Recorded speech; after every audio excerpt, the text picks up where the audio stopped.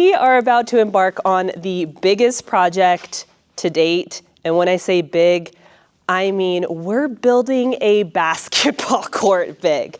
So we ended up ordering a used community college court that was cut with a track saw. So all of the edges are it's basically in 4x8 sheets, but not only is it maple, it is 1/2 inch plywood, 3/4 inch plywood, 3/4 inch maple. So they are almost 2 inches thick, extremely heavy, and we are going to be laying a basketball court in this barn, forever now known as the barn.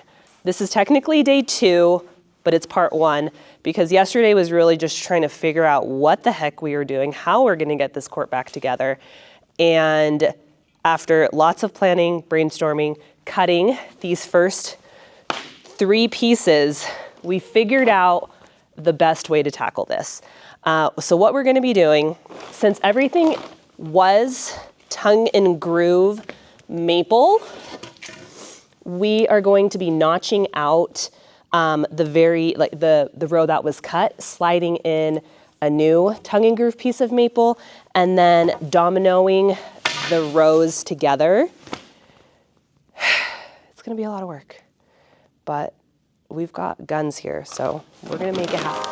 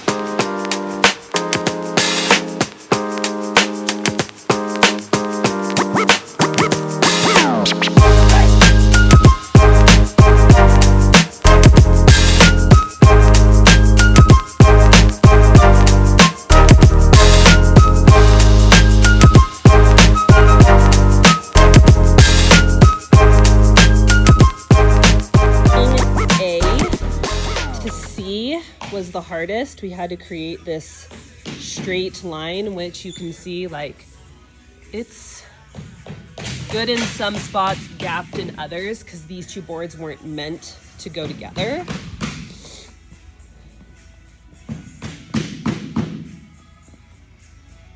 But then now this is C, and we're attaching C to D, and these line up perfectly because they were cut. So this should be faster.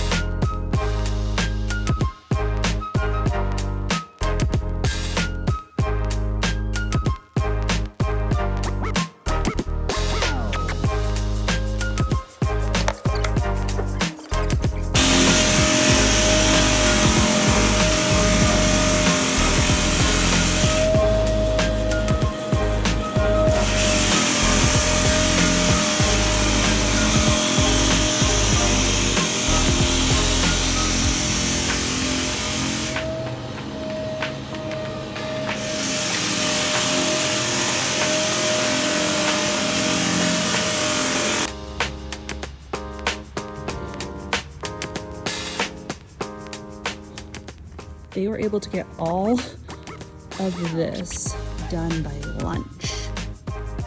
We only have a couple more rows left. But let's see, we wood filled. They're gonna, like, this is still like rough grit. Like you can tell that this is like 40 grit. The floors feel really rough.